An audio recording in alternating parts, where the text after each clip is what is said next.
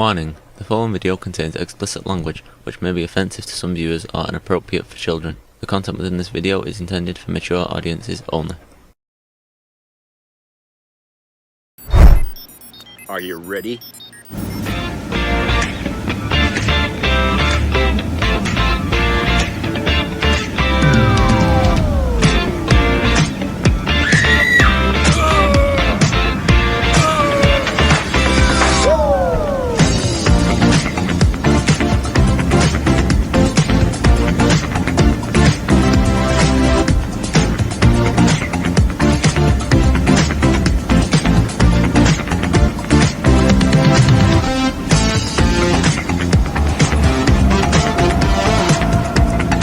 It's Jeff. Hope you're all having as beautiful a day as we are here in Maine today. It's like no clouds, sunny, 85 degrees, the hottest day so far here this year. Geez, I went out and within 10 minutes, like, geez, I should have wore shorts. It was just that warm out there, but it was nice.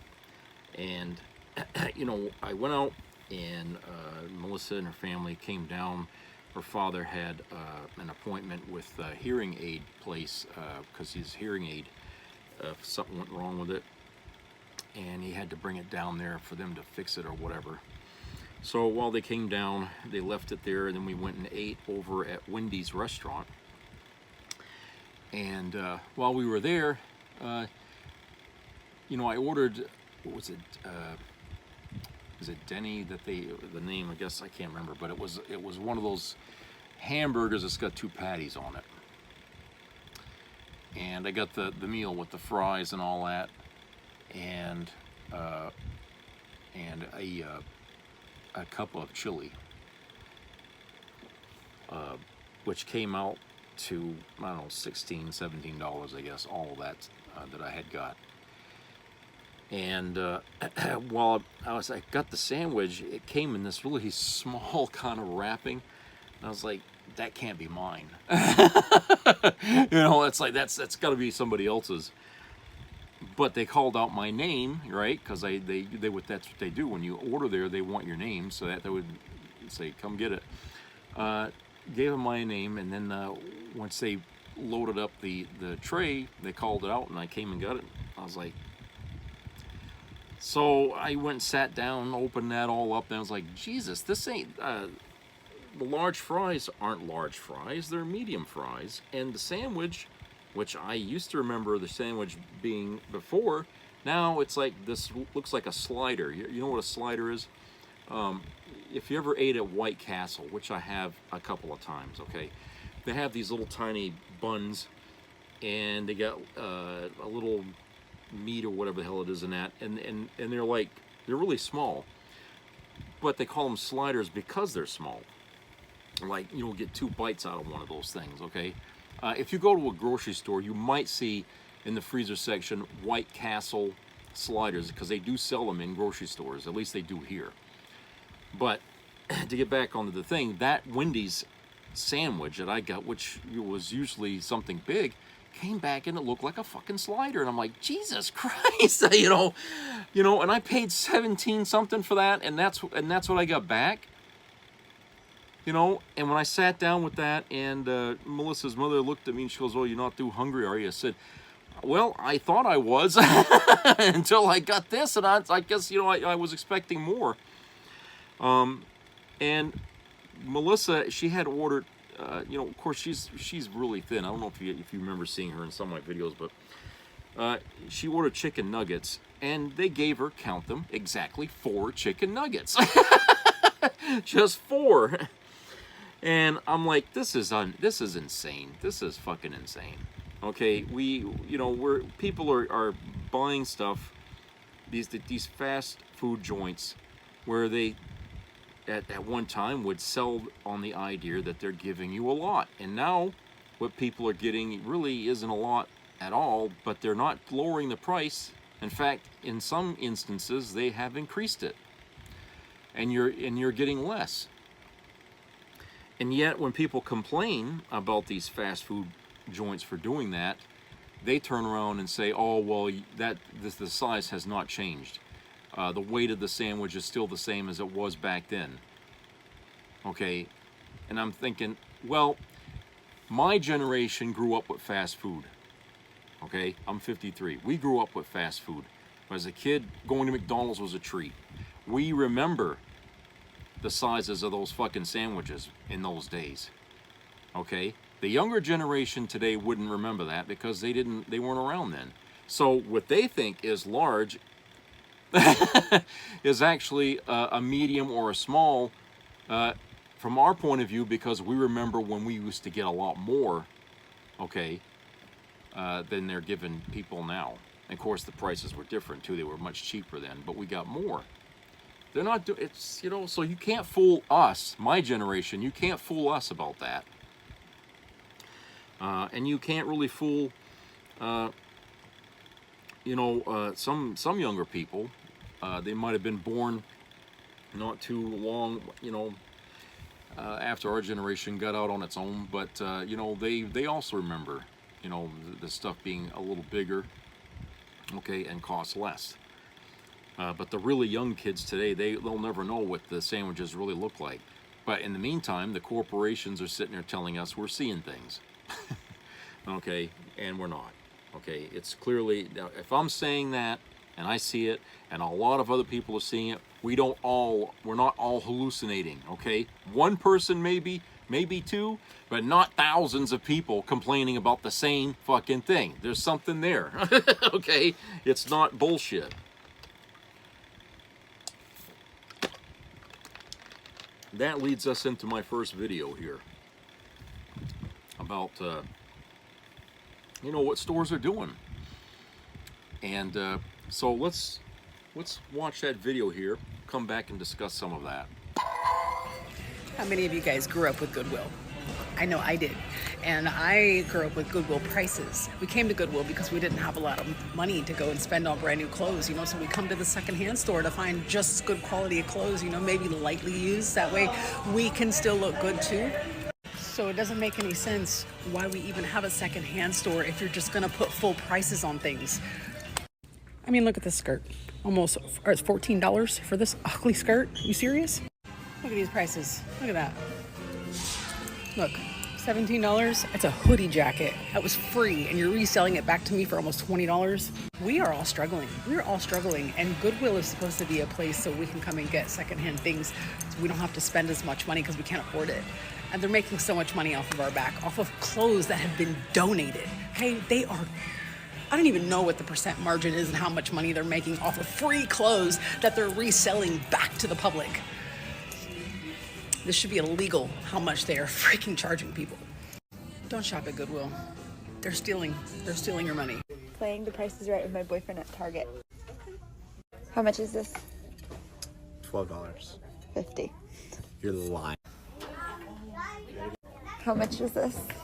On that? Oh, it's heavy. It's at least like $14. $65.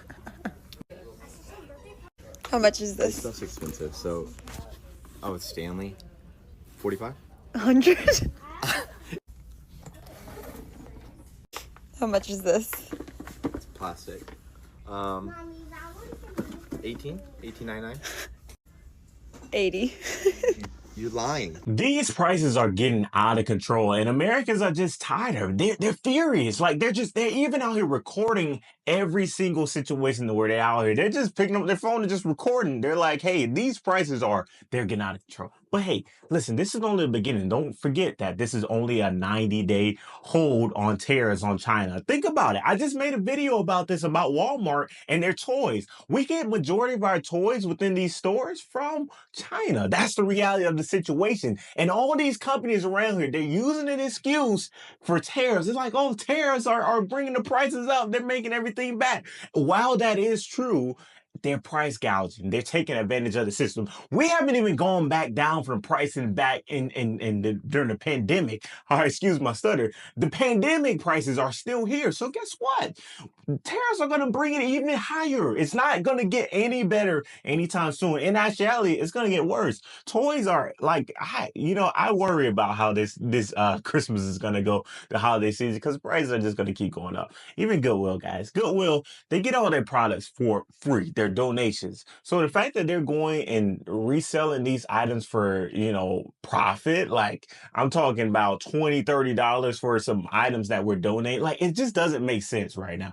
Everything is out of control. But hey, there's people recording this. I got all these videos here. They're actually going to blow your mind. So make sure you hit that like button. Hit that subscribe button as well. Americans are furious. They're tired of it. They're giving up. But hey, listen, stay tuned for the entire video. It's going to blow your mind. Let's get to it. Please tell me why I just went through McDonald's to get a Diet Coke. And I was on the phone with my husband while I was ordering, and he's like, wait, you're at McDonald's? Get a Filet-O-Fish sandwich. He's like, get me two. It's Friday and Lent at McDonald's. We're like, great, I'll just eat that for lunch and then we'll make something else for dinner. So, whatever. I order 3 Filet-O-Fishes in a separate order because she wouldn't let me add it on to my Diet Coke order. Anyways, that's a whole nother story. It pissed me off. Pull around, order 3 Filet-O-Fishes, not the meal, just the sandwich. She clarified. She said, the sandwich or the meal? And I said, just the sandwich. And she said, 3 of them? I said, yes. Tell me why it was $17 for 3 Filet-O-Fishes on Friday during Lent at McDonald's. I'm not crazy. I sat there and blinked my eyes, and then I just pulled away because I was so angry, which probably was rude, but like, $17 for 3 Filet-O-Fishes at McDonald's? Are you kidding me? So I've been shopping at Aldi for 2 years now, to the point where I did not have awareness of how expensive things were at other stores. What are you talking about? Was $8.25 now $6.89? Like this is some amazing deal. What? The off-brand is $5?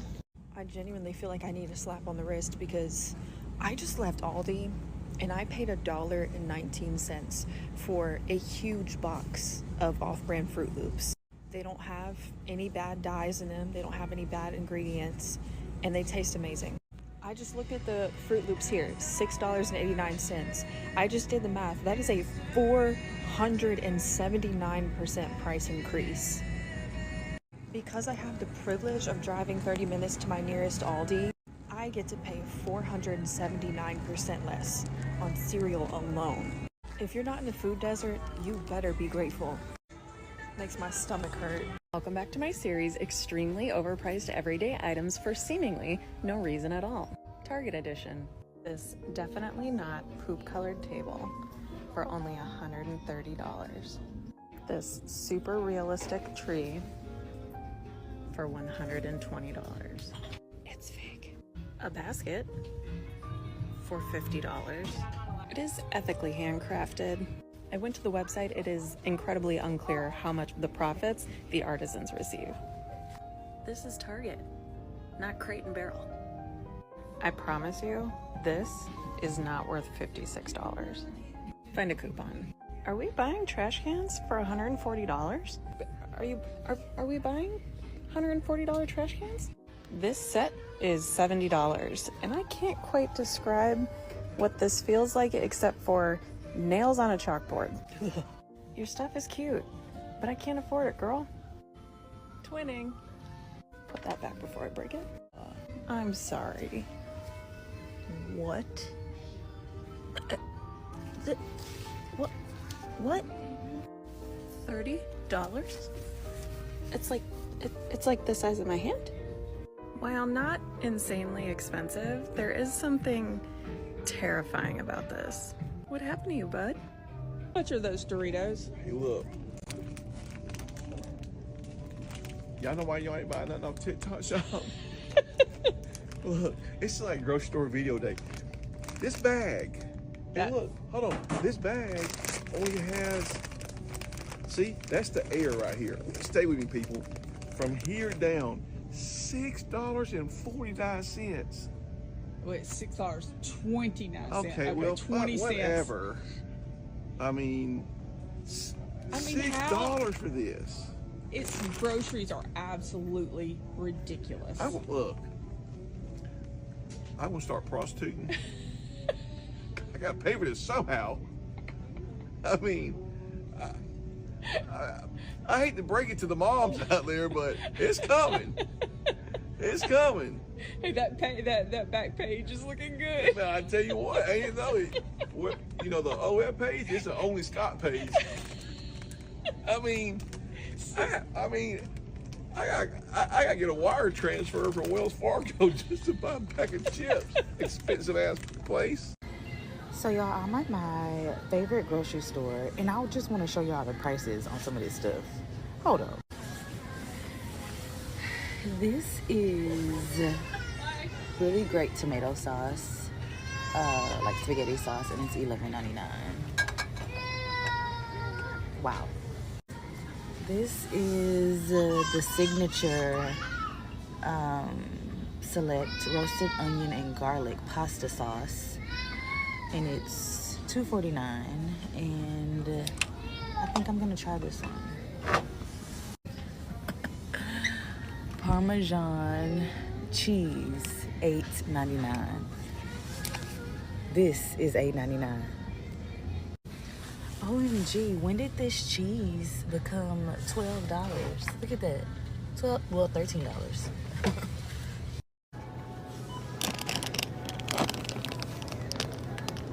I remember when these were like $1.50. My sister went into the beauty supply store today. She went in there for 2 packs of hair. The 2 packs of hair was originally $2.99. Y'all want to know how much they charge for it now? $11.99. Oh, how are we doing? How are we doing? Went to the grocery store. Let me show you what I got. It was just a quick run. Trash bags, a few command strips, only 2 pre-made food things, and 2 little Easter basket type things that I'm gonna put in. Little magnets. That's it. That's all I got. $121.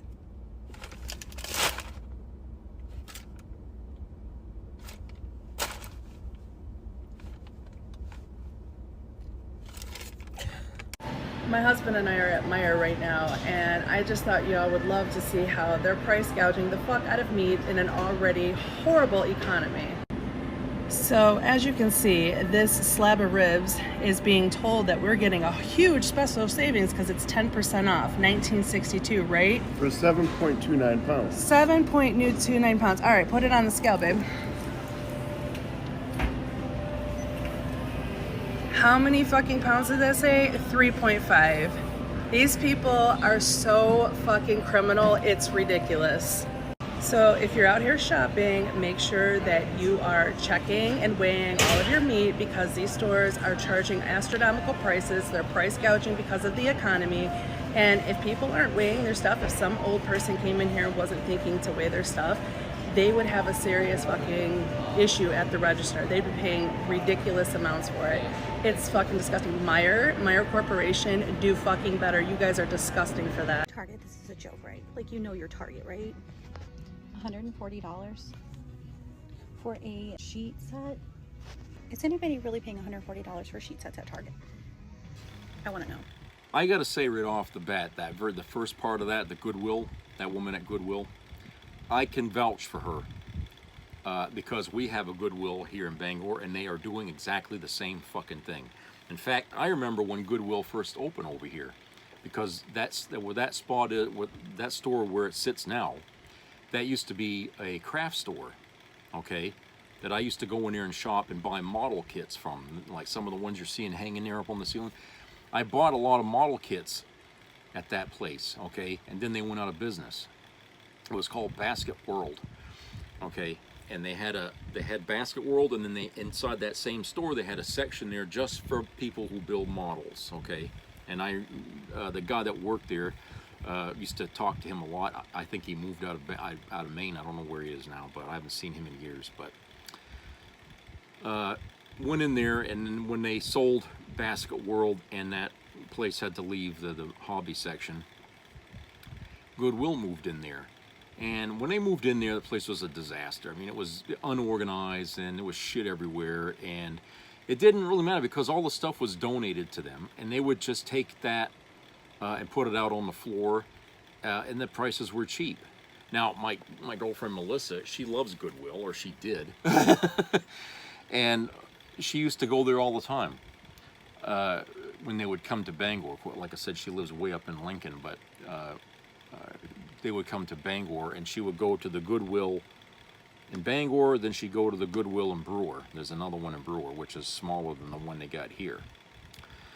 And so they would go there, and she would buy, you know, all kinds of stuff. She'd find good things, you know, and, you know, it was like yard sale prices, you know.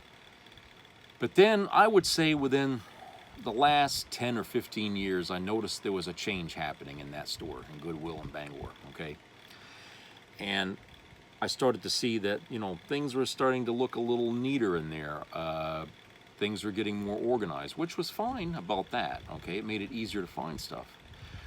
But the employees and stuff, they, you know, they started to give you a little bit of a, you know, a hassle about getting things in the store, you know, like if you had like, they used to have these cards, you know, that you could use to buy stuff with. It's like a Goodwill card or something. I don't know if you remember that, but and if you used it, it was supposed to take a percentage off of the total purchase of whatever you bought. They started to get, you know, how can I say it? They started to get a little bit bitchy about that. And then all of a sudden, those cards, they don't use that anymore. They quit doing that. And then they put in these glass cabinets in there where they put jewelry inside, you know, in that, which before they didn't really bother with that. And then they started separating things, putting stuff that are like antiques or whatever they consider antiques or more valuable things in a section of the store on its own. And then I noticed the prices of the clothes that they were putting on the rack, although retro in a lot of cases, weren't so cheap to get anymore. Now, today, I mean, you go into a Goodwill here, you go into Goodwill Hill, it's like you walked into Ames or Kmart, okay? It's all about the profit now. And yeah, they're still getting donations, okay? Because every day I go by, because Hannaford sits right next to Goodwill, which is the grocery store I always use all the time. Goodwill sits right next to it. Every day, you know, I go over there to Hannaford, there's a ton of people lined up to donate. Big trucks and stuff, you know, and they got 3 or 4 people out there hauling shit out of the back of vehicles and stuff and bringing it inside. And that inside of that donation room is always filled right to the rafters. You know, it's full. It's fucking full. And so they get a lot of stuff, and I know they must spread it around. Okay, they can't have all that stuff all the time. So they might give some of that to the Goodwill and Brewer. Or other places, maybe the Salvation Army. I don't know. I'm sure they sift through it, because I heard that they also use eBay for certain things that they get. Okay, they'll take and list stuff on eBay. And I thought, you know, what's really going on here? You know, this company, Goodwill, started off being a place for people who are poor and don't make a lot of money or don't have any money, and to go to so they can get stuff, clothing, the basics, you know, and maybe some toys, used toys for their babies, excuse me, for their babies or, you know, the kids or whatever. And, you know, people always could get something, you know, especially, let's say a family had a house fire and they lost their home. Well, they got to have stuff to replace what they lost, okay? And oftentimes it was Salvation Army or the Goodwill they would go to try to get some things, you know, clothing and things like that back, you know. Well, I just don't feel like that store Goodwill really has much goodwill left in it. I think it's all about, you know, what's good for their will, what makes them money. And I'm saying, well, what the hell is going on that they need to make so much more money running these places than they used to? Because during COVID, they weren't taking donations. I remember that. You remember that, okay? I think I even made videos around that time how I was trying to get, you know, they would just say, no, we're not taking anything, okay, and they were spraying stuff down. In that time, you know, it was difficult to donate to Goodwill. But once the restrictions were lifted after COVID, that place, they just started flooding Goodwill with all kinds of stuff, okay? And I'm thinking, you know, with all the stuff that they get, you know, do they really need to charge those prices that you would probably find that are brand new in the store like Walmart you could get? I mean, what's the point? What's the point of having a Goodwill if people are going to be reduced to paying the same price they would pay at another store? They might as well don't exist. I mean, so why do people donate to them? You know, why should we keep donating to them if they're going to turn around and price gouge us for things that they're getting for free? They don't have to pay any charges or any shipping or anything like that like any normal store does. No, this stuff, we ourselves are using our gas, our vehicles, our time to bring merchandise to Goodwill so they can put it on the floor and make profit. Okay? I mean, that's a sweet deal, don't you think? I mean, Christ, you know, they got a business practice that rivals everybody because everything they make in there for money is profit. Okay? Profit.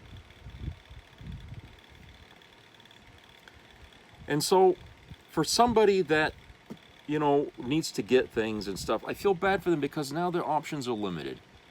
They can't buy anything out of Goodwill anymore like they used to. They can't just go there and get something for $1 or a couple of bucks or something like that.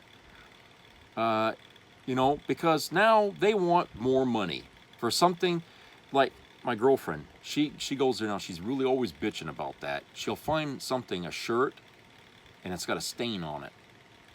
Okay? And they want $14, $15 fucking dollars for that shirt. And she says, Jeff, look at this. Look at this. This shirt, it's not even clean. It's got a stain on it. And it's like from the fucking 90s or something like that, you know, because she you know, she's a clothes fiend. She knows where what decade some of this shit's from. I don't. But she said, this fucking shirt's from the 90s. And it's on the rack. It has a stain on the collar here, and they want $15 for that. And I'm thinking, well, you know, you don't have to buy it. Of course, she wasn't going to buy it, you know, just for the stain alone on it. But $15 for a shirt, a used shirt, and they didn't even bother to try to clean it. Okay, and they want full price for that? I mean, no, I'm sorry. People, you know, more people are going to have to speak out about things like that, especially about Goodwill. If you've got a Goodwill in your neighborhood, go there.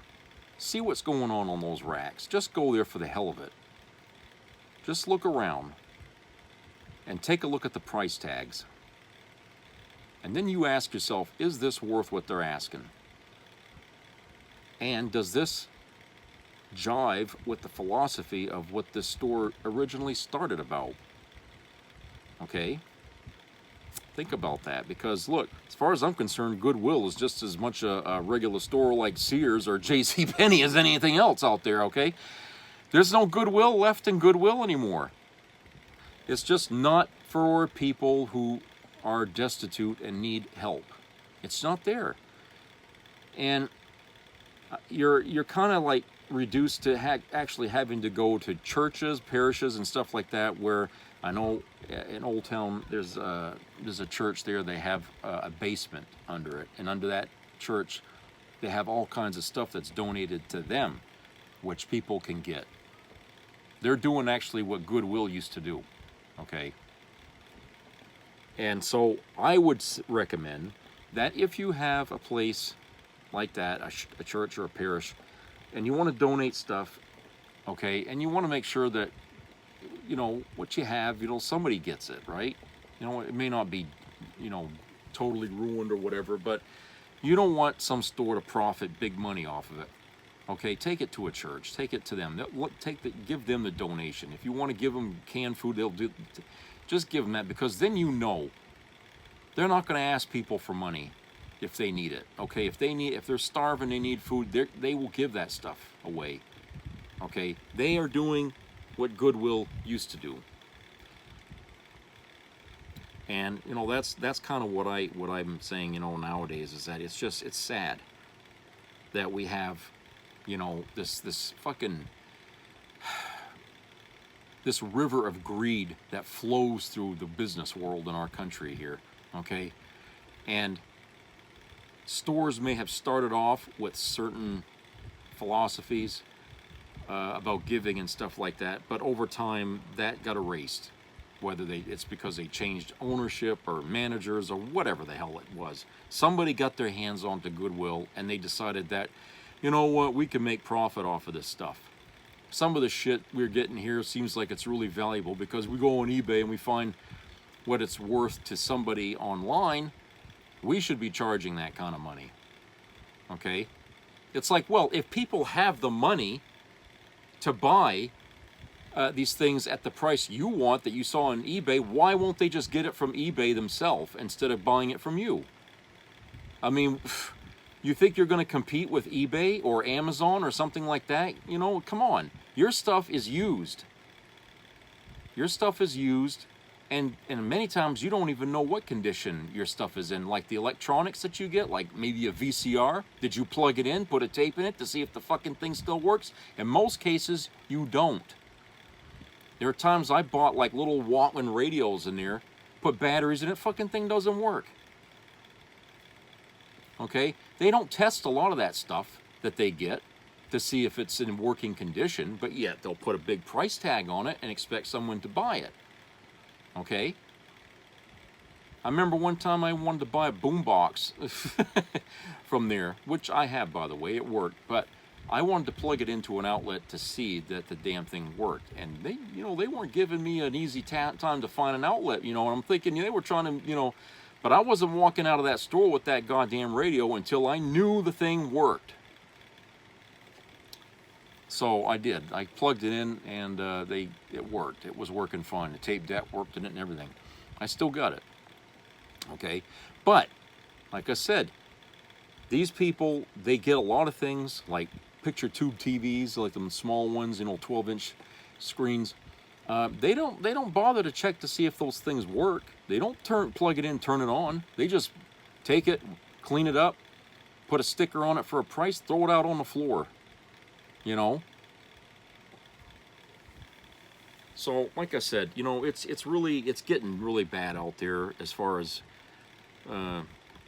consumers being able to buy stuff. And the groceries, yeah, they are going up.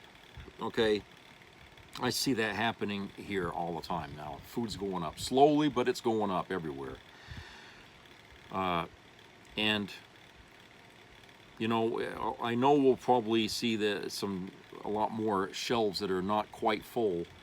I noticed that they're trying to push the name brand stuff in your face more than they have been before. But don't fall for it. They put the cheaper stuff at the bottom. Okay, always look at the bottom. Like even for a jar of mayonnaise or something. Don't look at the top shelves. Look at the bottom shelves, okay, where they put the off-brand stuff, okay? And get it there. They're forcing people to do this one thing that I think is going to happen. Take, for example, a loaf of bread, okay? People are going to say, fuck it, I'm not going to pay fill in the blank for this fucking loaf of bread. What I'm going to start doing from now on is I'm going to make homemade bread from scratch, okay? People are going to start making their own shit from scratch. Now, I know what you're going to say. Well, people don't have time to do that, okay? Sure. That may be the case in a lot of people's situation. But necessity is going to force a lot of this to happen anyway. People are going to say, it would be cheaper for me to make this my own way. Instead of buying this canned good item or something, I'll just go on YouTube and find out how you make this stuff from scratch, and I'll just copy that recipe or whatever the hell how they did it. And I'll just, I'll save money that way better. Okay? And I think a lot of people are going to be reduced to having to do that. Now, I say reduced, but that's a poor word because generations past, that's the way people used to feed their families, was by making things from scratch. That's why it was recommended that the mother stay home and not work, because she had to make the food, you know, while the men were out busting their ass. Because if she wasn't making the food, then there was no food on the table when they got home. Somebody had to do it. Somebody had to do it. And since the manual labor required strength and muscle, it was the men who had to do all that kind of work, right? And so the women had to be home preparing meal after meal after meal. My grandmother, my father's mother, was like that. I mean, that woman cooked all the fucking time. Cook. I mean, even when she could just go to the grocery store and buy something, no, everything from scratch. And she had a basement full of canned stuff down there, stuff that she canned herself, okay? You know, in those jars there with the... She used to can her own shit. And when she died, there was still a ton of shit down in there that hadn't been eaten yet. Okay? But we're going to be reduced to having to do that again, going back to those years. And a lot of us, well, we don't know because we didn't grow up making our own stuff, but we're going to have to find out how to do it by going to YouTube or somewhere online to see how it's done. And so people are going to have to learn how to feed themselves by getting their own basic ingredients and just making the stuff right from scratch, okay? You know, I mean, that's just... I think that's the way it's going to have to be in the coming days. Because with the stores who have already been price gouging us while we were under President Biden's administration, they were price gouging us. Now, with the tax and the tariffs and all that shit, they're going to put on top of the price gouging more prices on top of that. So we're going to get fucked twice. Okay? And I think that this is ridiculous. You cannot sustain an economy where you have this unabided greed fueling all this bullshit, this inflation, this goddamn need for more money. You cannot run an economy like this when you don't fucking care how much money people are earning, which is practically zip, okay, in comparison to what they have to pay.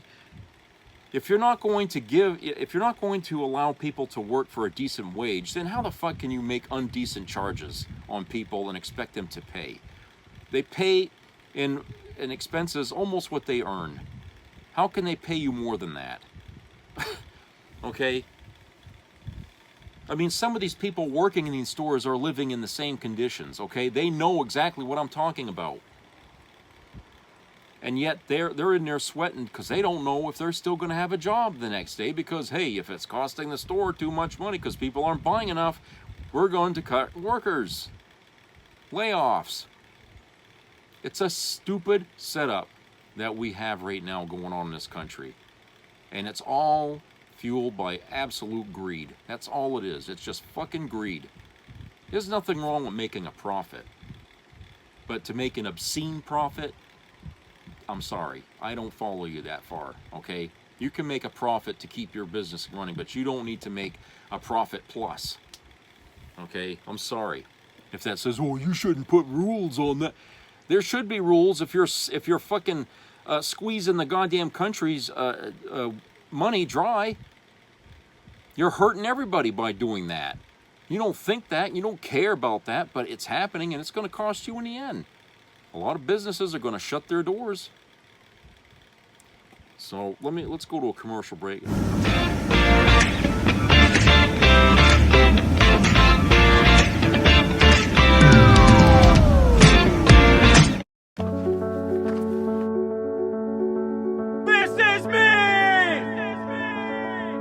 I'm Alex Curtis. I'm a lobsterman in Maine, and this is me. I'm Roxy Sugar, and this is me. I'm Eric Hopkins. I'm an artist, and this is me. This is me. Me. This is me. This is me. At the end of the journey, the main thing is you, original.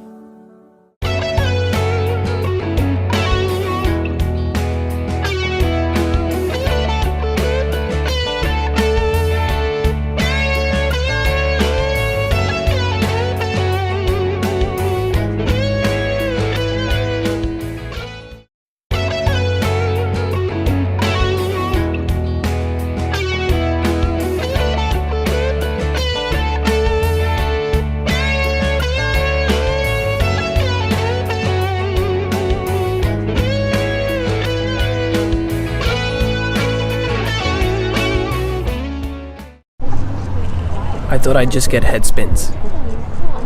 Not nicotine poisoning. Oh my god. His vape taped. I wanted to be social. I didn't want the addiction that took over. I thought it was just a bit of fun, but not being able to breathe because of lung damage is definitely not fun. It's proven that vapes cause real harm. Every vape is a hit to your health. For more proof, search vaping harms.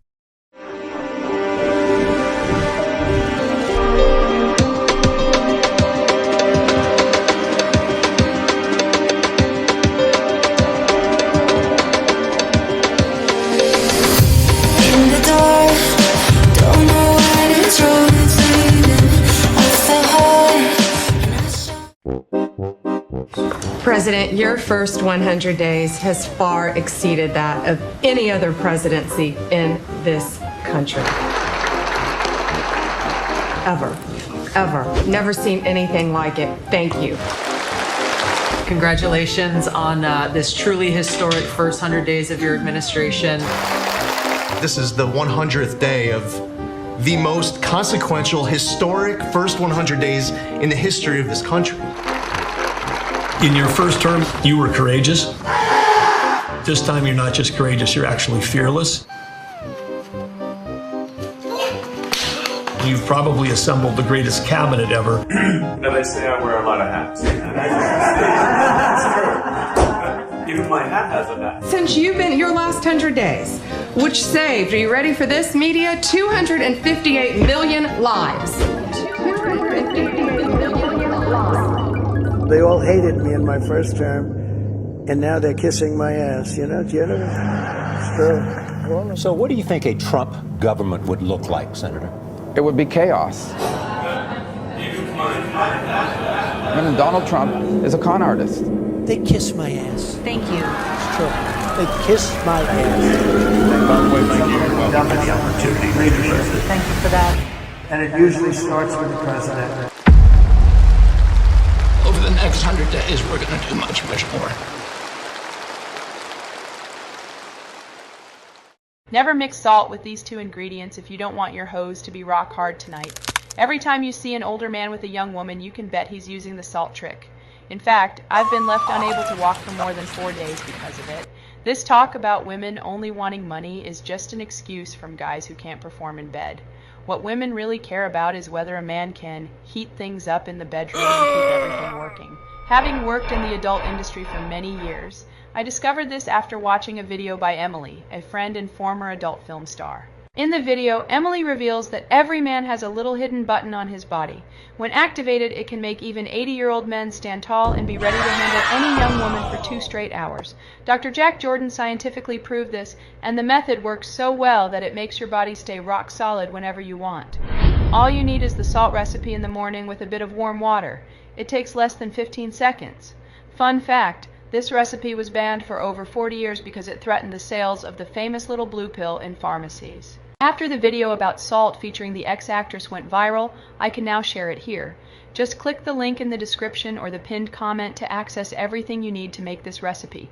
Watch the video alone because it includes some very steamy practical demonstrations. Jack shows exactly how to do it and the results it delivers instantly. Everything you can imagine happens right in front of the cameras with nothing censored. So grab your headphones, click the link below, and get ready for content so hot it might even make you want to join in yourself. Holy fuck.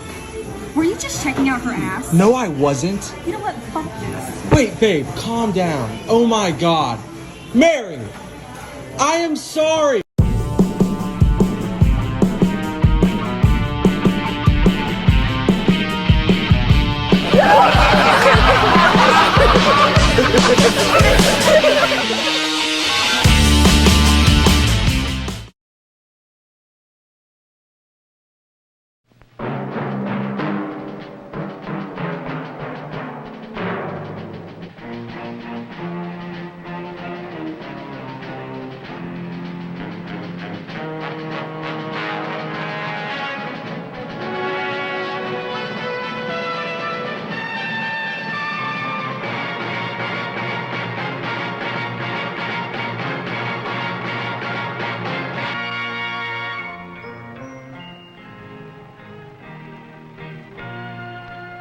Some people have a deep, abiding respect for the natural beauty that was once this country. And some people don't. People start pollution. People can stop it. Write for Pollution Booklet, Box 1771, Radio City Station, New York. Be a part of the entertainment value of a lifetime.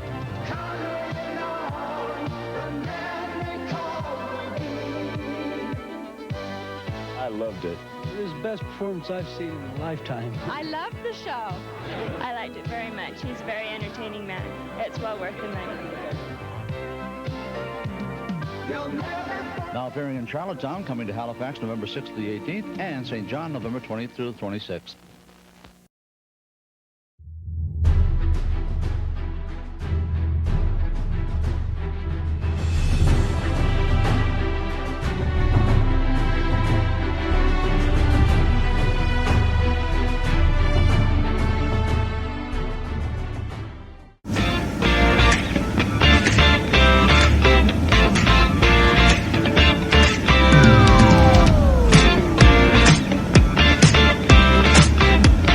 Welcome back, everybody.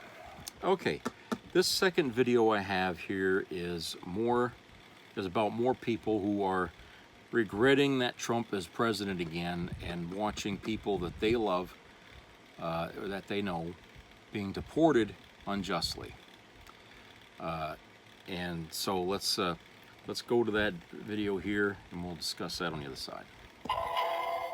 All right, so more and more Trump voters by the day are coming out and saying, hey, I regret my vote. I made a mistake, and now Donald Trump is ruining my life and the lives of people around me. And that's exactly what happened with a mom from the Midwest who now says that her vote for Donald Trump, quote, cost me immensely as her child's father faces deportation. Matter of fact, the father of this child has already been arrested by immigration authorities. Sarah Baruth wrote in a social media post, quote, I voted for Trump and it cost me immensely. Now, we all know what Donald Trump said during the 2024 campaign cycle. He said, I'm going to have the largest deportation program you've ever seen before. In modern American history, at least. We're going to deport everybody and anybody who I can. And for some reason, so many Trump voters just didn't think that that promise applied to them and their families. They thought, oh, it just applies to all the bad people, but doesn't apply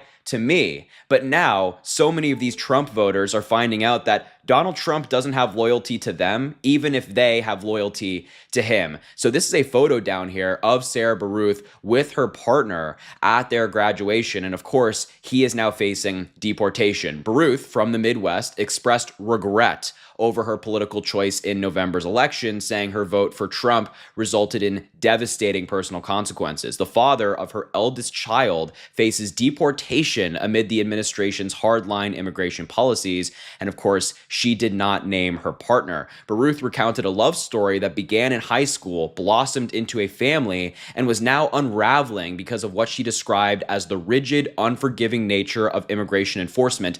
And I gotta be honest, these stories drive me crazy when I read them, because it's like Donald Trump was on that stage saying he was going to be rigid, saying he was going to be unforgiving, and you ignored him.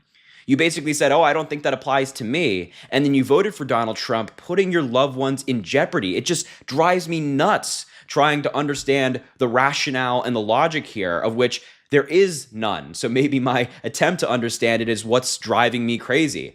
She said, quote, his biggest fault, he wasn't legal. Baruth described her partner as a man who had lived in the U.S. for almost his entire life, arriving before he could walk, never committing a crime and making earnest efforts to secure legal status. He even made trips to Washington, D.C., hired immigration lawyers, and did everything the, quote, right way, she wrote, all to no avail. And this just speaks to the brutality of the Trump administration when it comes to immigration. This individual did everything he could to become a legal U.S. citizen. No crimes committed, no criminal track record, travels to D.C., has an immigration attorney, all of these different things. Donald Trump says, no, not happening. you're out. And this has happened to so many other people, not just Trump voters, but average everyday Americans who have a family here. According to Baruth, the father of her daughter is being extradited, and the toll on their family has been enormous. She wrote, quote, "My oldest child is losing her father because of Trump's immigration policies.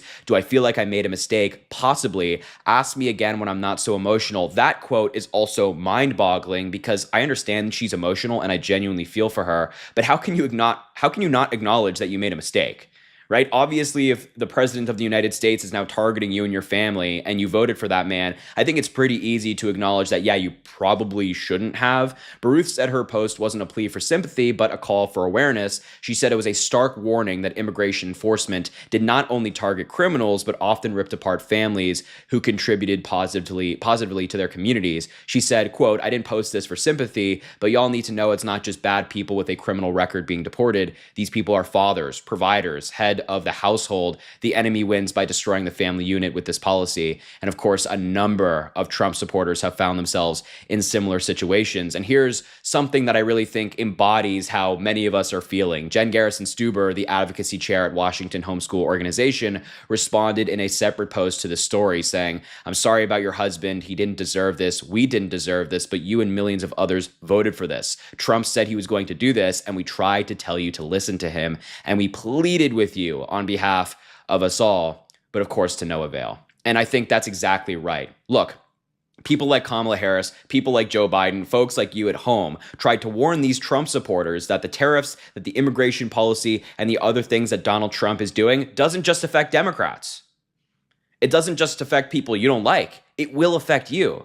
And if you even have like a cent of any of these things that we're discussing, the Trump administration will come after you, and they will make your life a living hell. And this is why we're seeing so many Trump supporters, similar to Mrs. Baruth, coming out and saying, "I'm not a fan of this guy. I'm pretty disappointed." And just look at this insane statistic that is truly devastating for the Trump administration. 1 in 4 Trump voters are now disappointed or regret voting for him. And look at this data on a specific level. There was a new poll from Navigators Research. It was conducted between April 24th and the 28th. Among 1,000 registered voters, found about 1 in 9, 11% of respondents who voted for Trump in 2024 regretted having done so, and another 16% do not regret voting for him, but were disappointed. I imagine that 16% will soon join the 11% in regret. Among those who identify as moderates, 47% said they regret voting for Trump or are disappointed by his early performance, while 43% of Trump voters who do not identify as MAGA said the same. These numbers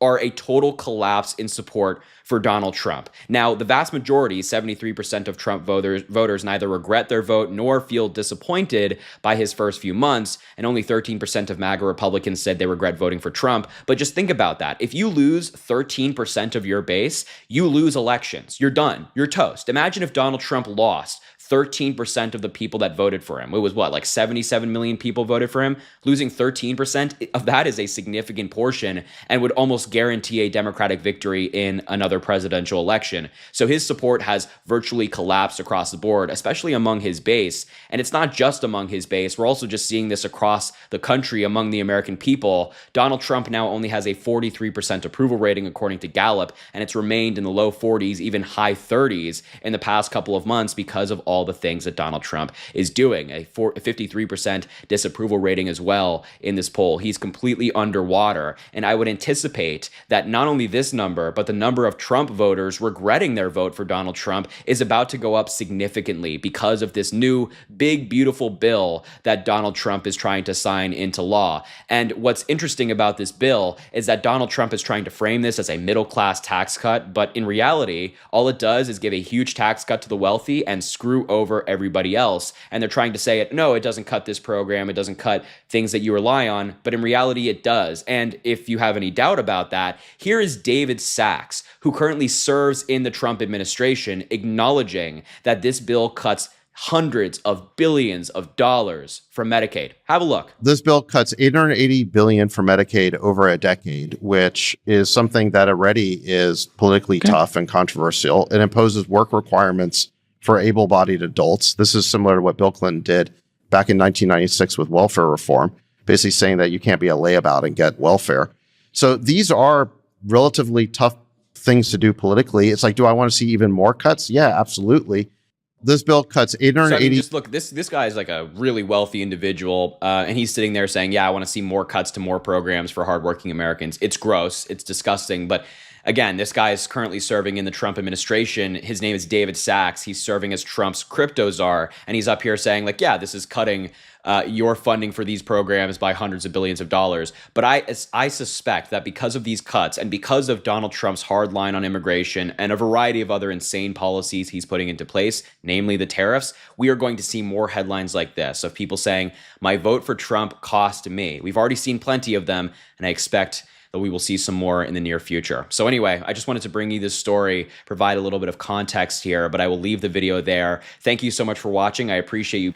Yeah, I said, in a previous video that these sorts of things are only going to sink Trump, his appeal, sink MAGA and their appeal significantly. As the longer this shit goes on, the worse things are going to get for Trump, the Republican Party, MAGA. All right, all this stuff will backfire, and they would be stupid to think that that's not going to happen. Okay.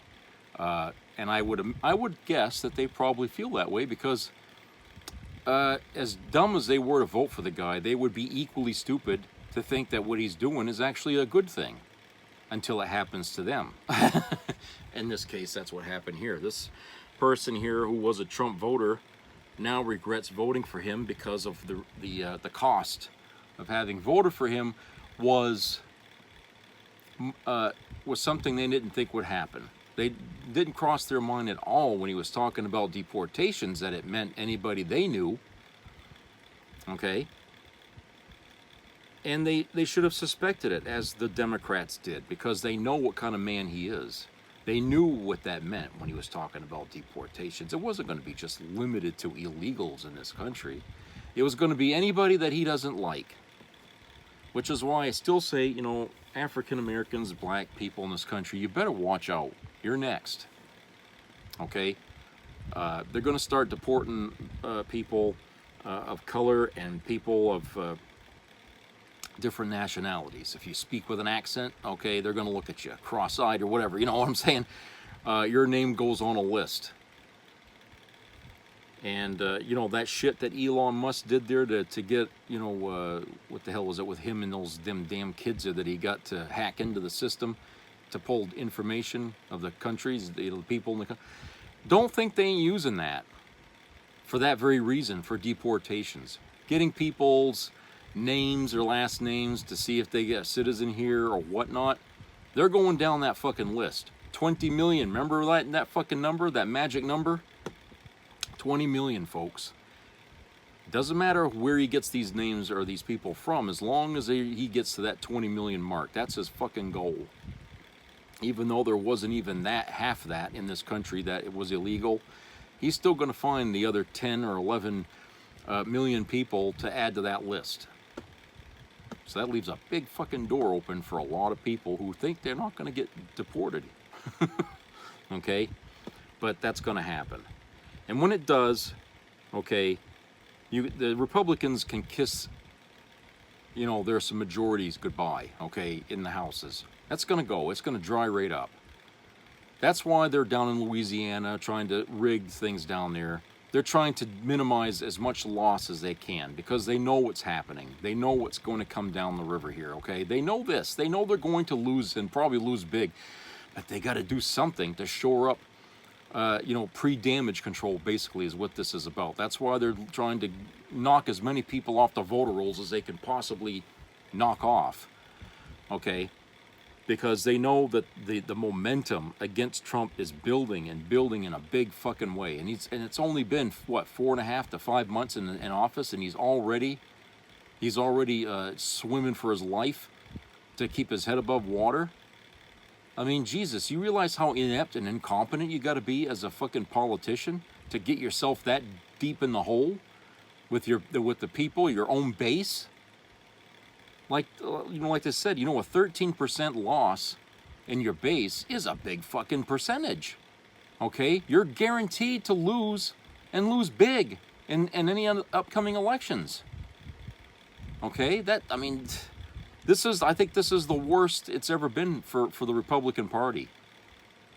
And yet,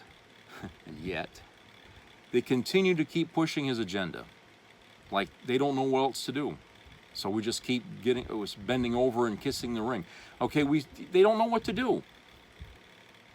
They're so busy genuflecting in front of Trump that they're not caring about who their knee is stepping on. You know, they don't care. They don't fucking care. And all that matters is that they appease Trump. All that matters is that Trump stays on their good side. Or they stay on his good side. Whatever. And with that philosophy, it's going to lead to their ruin. That blind loyalty to Trump is what's going to be their undoing. Because they are too scared to stand against this guy. They're chicken shit. Every damn one of them. Okay? Knowing that they're being fucked by this guy and they're unable to do anything about it, or unwilling, probably more unwilling than unable, okay? The courts and all them, they really could put this guy in a bind if they wanted to. But because they won't, shows just how chicken shit they are. They never could run anything, the Republican Party. They never could. Anytime when they were in power, a president, they always fucked everything up. That's why the Democrats always got in after a Republican to fix things. All right? But once the public got tired of the Democrat that was the president, they would vote for a Republican, and that Republican would also screw everything up. And they'd have to put in another Democrat to clean up that mess. Democrats ought to be tired of cleaning up their messes. They ought to have learned the first time that the Republicans can't be trusted to govern this country. They can't be. All right? They've proven time and time again they are incapable of doing what's right for the people that bust their ass in this country, who make it work. The corporations out there wouldn't even exist if it wasn't for the labor that they hire to bring in to keep things running. They forget that, these CEOs, because they don't take the time to even talk to these folks that they hire. They hire so many, they ain't got time. They're not going to do it. I have an appointment. I got to get on my jet and all. Okay, totally ignore the ants at the picnic. That's what we are to them, ants at a picnic. And they don't care, about what their actions do to those ants. Okay? And so, like I said, it's a sad setup for a country that we have now where, like I said, where greed is the motivating thing. Okay? And certainly with Trump, I mean, greed is an issue, obviously. But so was, his incompetence and his inability to lead this country. He's not really leading it, if you think about it. I mean, he does a lot of things behind our backs. Okay. He talks to leaders, world leaders. A lot of times we don't know what the hell he's telling these people. Okay. And he won't tell anybody when the press interview him what the hell he's been doing. Okay, and if they ask him any questions, he gets defensive. So he likes to be secretive about what he does. Even when he was running for president last year, secretive about the details of things he wanted to do. A lot of times there were no details. He just was saying he wanted to do this, but he wouldn't tell us how he was going to do it. Okay, so he's not an upfront guy. You can't trust what he tells you is true. Okay, you can believe that he's up to something nefarious because that's his history. A lot of things he did in his life up to this point have been nefarious, criminal even. Okay? But he's not a guy that's going to be up front with the American people. And if he's like that, then that means he doesn't care about the American people. So if we're screaming our heads off, hey, your tariffs are killing us, it's just going to go in one ear and out the other while he's playing golf. He don't care. You don't fucking care.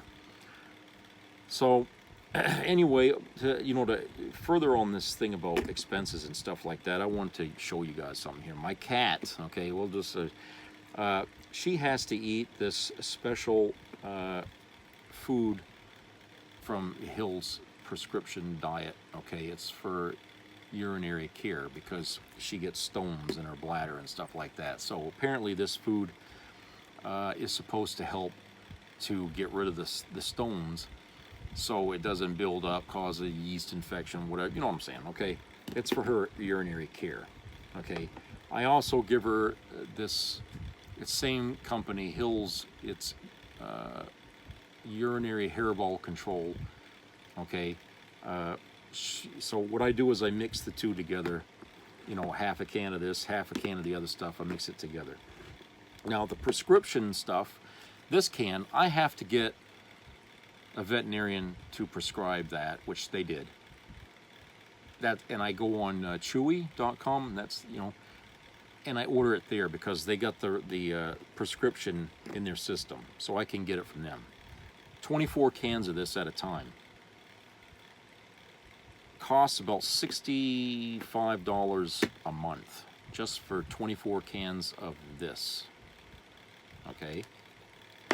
For this can, which you can get at any Petco store, you don't need a prescription to get this. 24 cans of that is like 40, 48 or something like that. So I'm spending on those things, you know, close to $200 a month in cat food. And these are the small cans, not the big ones, where you know, this is the small cans, okay? Prices. I think that's ridiculous. I really do. I think it's ridiculous that first you have to get this other can only through a prescription, and because it's a prescription, they charge you a little bit more for it. Okay? I think it's ridiculous. But, you know, okay, yes, I'll admit that I didn't get, a second opinion or whatever, but who can afford that? I mean, Christ, the minute you make an appointment to bring your pet in there, it's like $90 right off the bat. Okay? Just to get in the fucking door. That doesn't include what they're gonna, what it's gonna cost you to get out of the door. But having a pet today is almost like, having a kid. I mean, it's expensive. And I know at the end of my videos I say adopt a pet, okay? But I'm not forcing people to go get one if you cannot afford it. And I would totally understand if you can't, okay? I would totally understand if you cannot afford to have a pet, okay? But if you can, consider getting one, because, these cats and dogs, they all need homes, right? They gotta have, but it's getting really expensive now to own a pet, and especially if your pet has a special diet that they got to eat, right? Because otherwise you're going to end up paying big fees in doctor bills there if the cat gets sick or the dog gets sick, and I'll tell you, you're really kind of, if you got the pet, when you're affectionate to it and you really bond with this animal, you're kind of fucked. You're caught, unless you're cold-hearted and you just open the door and say, get out of here. My father did that once to a pet we had growing up. But if you're cold-hearted like that, I guess it wouldn't bother you. But if you're attached to this thing, and you're, you want to make sure that you can get as many years out of it as you can, you're going to spend the money. And I think, look, if these places, want people to have pets, then the veterinarians are going to have to figure out something here to help people out. Okay? Yeah, we have an overpopulated pet world here. Okay, there's cats everywhere, strays, all kinds of cats everywhere. We can't just get, what I'm saying? So look, it's like medicines and doctor visits, vet visits and stuff, and the canned food. Bring the prices down, especially times like these where everybody's, the human food is going through the fucking roof. There's no reason to make the pet food go through the roof as well. Okay? It's ridiculous. It shouldn't cost the kind of money some people are paying just to have one pet. Okay? If you got 7 cats like some people do, I mean, I can't imagine how the fuck those, they're making it with 7 cats. They're obviously not doing everything they're supposed to be doing. They're probably not seeing the vet at all. Okay? They're just, I don't know. There's some people out there that have all the luck in the world with a cat or a dog. Okay? They never take that animal to the vet, and that thing will live for fucking years. Jesus. But you get somebody like me that has a pet, and they do all the things they're supposed to do to take care of it, that animal might live maybe, 10, 12 years and then die. you know? So it makes you wonder. I mean, Christ, is, you know, taking that much care is really helpful, or is it not, you know? But I was just thinking that today because I had to order another case of 24 cans of the prescription diet from Hills. Chewy.com. I mean, because they said the Hills is supposed to be the best. That was the doctor suggested that I buy that, and you know, plus, you know, I give her treats. I give her those little crunchy treats that she likes eating those too. Okay, I don't have to give her that, but you know, she likes it because it's something other than the wet food that I give her. So, so she'll eat that. So, you know, she eats pretty good here. You know, and then I get this water fountain thing for her that she drinks out of. But yeah, I mean, you know what? I have to put money aside for an emergency visit to the pet emergency room in Brewer in case something happens. It's $500 just to go in there. $500 for whatever. It doesn't matter what the hell the cat's suffering with. If you got to take that cat or that dog to that emergency clinic in Brewer, $500 just to walk through the fucking door. $500 fucking dollars. So I have to keep, you know, a money on hand because, you know, if it's in the middle of the night, I can't go to the bank and pull out $500. I got to have the cash here already in order to give it to them. Because I don't pay with cards like most of you guys do out there. Okay, I pay in cash. Okay, I'm old school. So if there's a charge, you're gonna have to take the cash because that's the only way you're gonna get it. Because I don't, you know, I use cards as less as possible. Okay, only if it's a debit card that I have, but I use it only basically for like Amazon or, you know, streaming or whatever and stuff like that. But I don't keep a whole lot of money on it. Certainly not $500. Okay, but I put money aside, hidden here. You'll never find it in this place, I'll tell you right now. Only I know where it is, but I keep money hidden here for just that occasion, in case, you know, cat gets sick over. You know, it happens quickly. You don't know. There's no warning signs. Cats and dogs, they can't tell you when they're sick. They act normal when they're sick. So you have to watch them. You got to check everything, okay? But if I have to go there, I have money right off to get in there, okay? So, and she's got insurance, okay? So they can help pay some of the fee for whatever has to be done. But like I said, it's an expensive fucking time we're living in here, and it's hitting us across the board. Gas. 3 days ago, it was over $3.05 a gallon.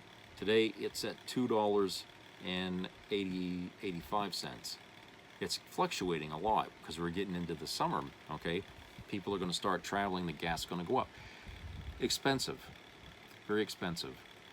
And my truck that I got with the one that I just got this year, I mean, it doesn't go easy on the gas. It's a truck. It's a pickup. They all suck down the gas. I really, if I was going to be able to get a vehicle, I would have liked to have got something that was hybrid or something like that. But I wasn't fussy. I needed a vehicle. So it uses about as much gas as my old truck did. Okay, but you know, I just don't use it all the time or take it everywhere. You know, and a lot of people are going to be facing the same thing no matter what kind of vehicle they're driving.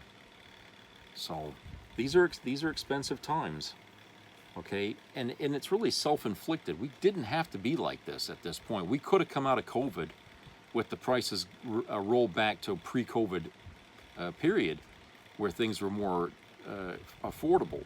But instead, we got stuck with the price gouged prices of everything during COVID, because they wanted to make the money back that they didn't get during COVID. But then when they saw people were buying the stuff at a higher price, they said, why should we roll it back? So we've been getting fucked ever since COVID, since the restrictions were lifted, the COVID restrictions. And now we're going to get fucked again because of Trump's tariffs. As if they weren't making enough money, now they're going to make twice that and then some. 400% and 500% price hikes. Okay. So, yeah, I wanted to talk about that today, and I hope it was informative and helpful to some of you out there that are finding it difficult to make ends meet. All I could say is, yeah, there are a lot of things that I can't really buy much anymore now because of prices and stuff like that. But I consider myself fortunate and lucky that I am getting something, okay, to be able to take care of myself. But that could be wiped away practically overnight, considering the jerk off we got running the country right now. Okay, that could happen. So, like you, I'm also living with a sword of Damocles hanging over my head. And there's no reason for it, and we don't deserve it. Okay, as Americans, we should be treated better than this. But I feel like, we're rolling ourselves all the way back to the slave era, and we're all kind of enslaved in this economy now, aren't we? Because we can't risk losing our jobs. We can't risk it. Not even for a fucking day. I mean, I don't even think we can afford a vacation. We need that fucking money coming in. I hear this from everybody that I talk to. Everybody. It's just not safe. All right, so that's it for today. I hope everybody has a great rest of the week. So subscribe, comment, share. Keep your ears open for health-related issues. And, speak to your neighbors, talk to them, try to help each other out. It always brings good karma and creates good, camaraderie in your neighborhood when things get worse. So I'll talk to you guys later, so take care.